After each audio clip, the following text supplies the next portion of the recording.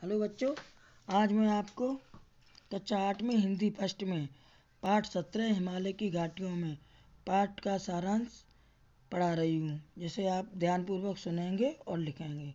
सारांश। पंडित जवाहरलाल नेहरू राजनेता होने के साथ साथ महान विचारक और इतिहास के जानने वाले भी थे। भारत के बारे में उनकी पुस्तक डिस्कवरी ऑफ इंडिया को एक प्रामाणिक ग्रंथ के रूप में ख्याति मिली है।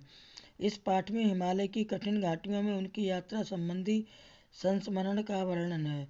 नेहरू जी की शादी सन 1916 में दिल्ली में बसंत पंचमी को हुई थी।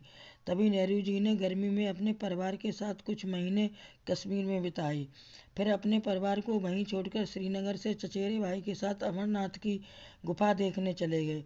वहां जाते समय रास्ते में तिब्बत जाते समय पतली और सुनसान घाटियां मिली।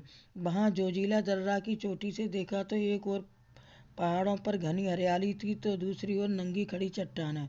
ऐसा बताया गया है कि जोजिला दर्रा से अमरनाथ की गुफा सिर्फ 8 मील दूर है।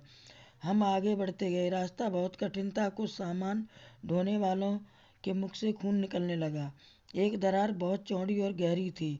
कोई भी वस्तु उसमें बिल्कुल नीचे पहुंचकर हजारों वर्ष बाद तक भूगर्भ शास्त्रों की खोज के लिए आराम के साथ सुरक्षित रह सकती थी। लेकिन जो रस्सी पकड़कर मैं चल रहा था वह मेरे हाथ से नहीं छूटी और मैं अंत में ऊपर खींच लिया गया। इस घटना से हम लोगों के होश ढीले हो गए थे।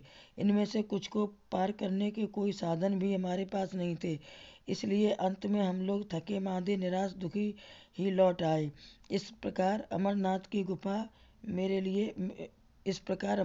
गुफा बिना देखे ही रह गई। बच्चों, पाठ पूरा हुआ। पढ़ें और याद करें।